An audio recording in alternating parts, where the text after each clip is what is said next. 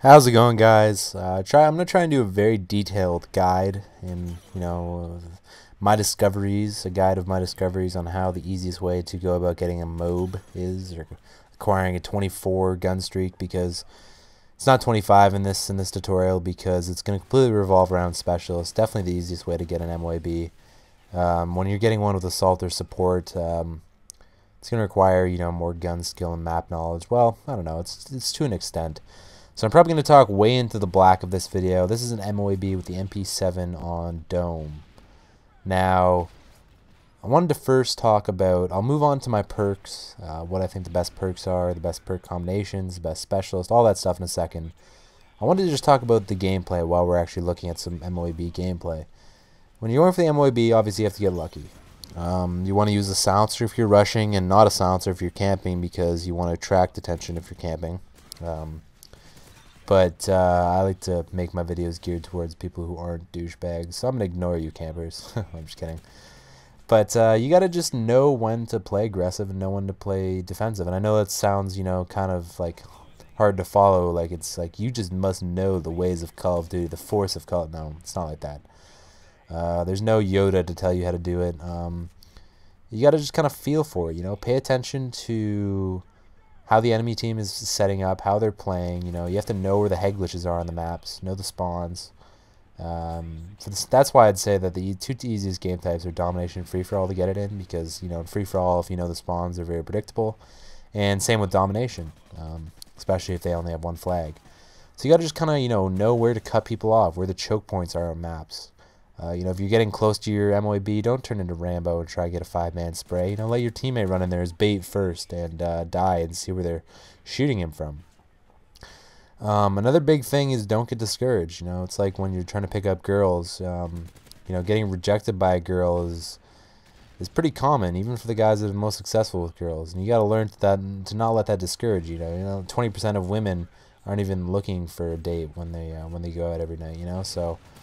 By the way, it was completely made up stat. Something like that. I can tell from experience it's something like that. But anyway, don't get discouraged when you die one off from MOAB. There's random bullshit in this game, like Dead Man's Hand and Last Stand, and you can bitch about it, but it's there, so there's no point. If you die one off an MOAB to Dead Man's Hand, just move on, go for it again.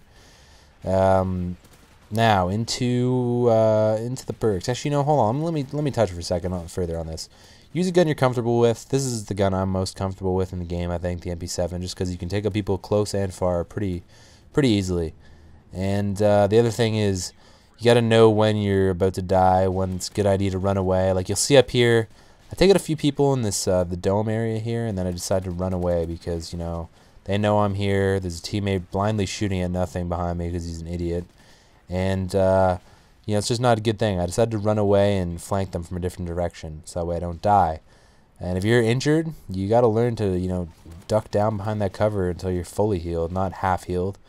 It's not Black Ops where you can kill 2 people and have 1 health left and jump drop shot around the corner and take out the 3rd guy just from gun skill. It just doesn't happen in this game. You gotta know when to, run away or as I said earlier, get behind some cover and just let your health regenerate. Now into the perks and stuff. Obviously the easiest way to go about getting an MOAB is with the specials package. The only exception to that I'd say is if you're running maybe UAV, advanced UAV in a lobby that had no assassin kids. That might be a little bit easier for some reasons, but I still like the specialist better. The big advantage of the specialist a lot too is that you're allowed to have 2 different perks in the same tier. Now these tiers are made according to perks that are very, kind of overpowered, I guess you could say, together. But if you don't have any kill streaks, it's a fair trade-off, I'd say. Now, some very obvious powerful combinations are, steady aim and dead silence together. If you're using a shotgun, so you can, get in close to people without being heard and have the tight hip spread. Or, sit rep in dead silence, so your footsteps are silent, yet you can hear people louder at the same time. Very advantageous together. Or my personal favorites, sleight of hand and scavenger together. And now I like to put scavenger on my default class because scavenger, when you put it in your default class, it gives you extra bullets. And if you unlock the perk later on, it does not get you any extra bullets. It just gives you the ability to pick up the scavenger bag. So just scavenger, not scavenger pro. And for my first perk to unlock, I like to have Sleight of Hand because, you know, Scavenger and Sleight of Hand in the same tier. They're very, very, very good together. They just kind of, you know, fit each other very well.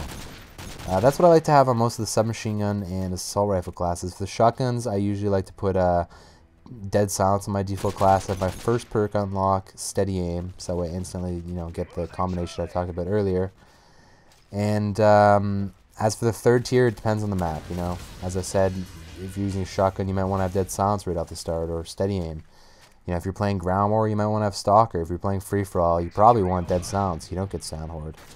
The third tier is up to you. As for my second unlock on most of my classes, I usually like to have Assassin or Stealth perk. Just, you know, once you're there, it just makes it that much easier to get up to your Specialist bonus.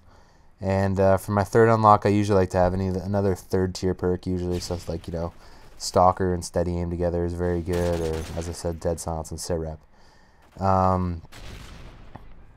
As for the proficiencies, there's a very big discrepancy. I don't really understand why they did it. Infinity Ward has a lot of weird ways of working balance into their game. But for the shotguns, you definitely want to use the damage proficiency because the Specialist bonus only unlocks, it unlocks all the proficiencies but damage. So range, focus, all of them, right? So if you put damage on it, then you're going to get damage and range together once you get 8 kills. And that's very, very powerful. And as far as I can tell, the only shotgun I've noticed that range is better on than damage is the KSG-12. So it's kind of a bitch getting, you know, 8 kills in a row with that gun when you could get them easier with just range. But once you get range and damage together, it's definitely worth it. As for the rest of the guns, you definitely want to use the attachments proficiency because it's the only proficiency you can't unlock with specialists. It's not like all of a sudden the game pauses and it's like, alright guys, so we're just gonna, you know, stand aside and let this guy put a silencer on his gun or an ACOG scope because he's a beast like that. Don't use ACOG. But use the attachments proficiency right off the start because you're gonna get kick, focus, all of them once you get 8 kills in a row anyway. So the only one you're not gonna get is attachments, unless it's a shotgun as we just talked about before. So, you know, you might want to have silencer, rapid fire on a submachine gun, or silencer extended mags on an assault rifle, or silencer dead dot, whatever you feel comfortable with. Definitely the way to go is attachments. And I mean, that's about it. You gotta learn the maps. You got to get into lobbies with not as strong of players, and you know, and you gotta get in the right mindset. Like I've had times before where I'll be playing bad players and have every, you know, advantage set up. I'll have an ACR silence or something, and just not feeling it. I just won't play well, I won't do well, I won't get anything done, and nothing will happen. And then, you know, the next night I'll be playing and get, you know, back-to-back MOABs or something. So, you know, just don't get discouraged. You know, try and use what I said. If it doesn't work, tweak it in whatever way you feel comfortable and whatever way you feel benefits you.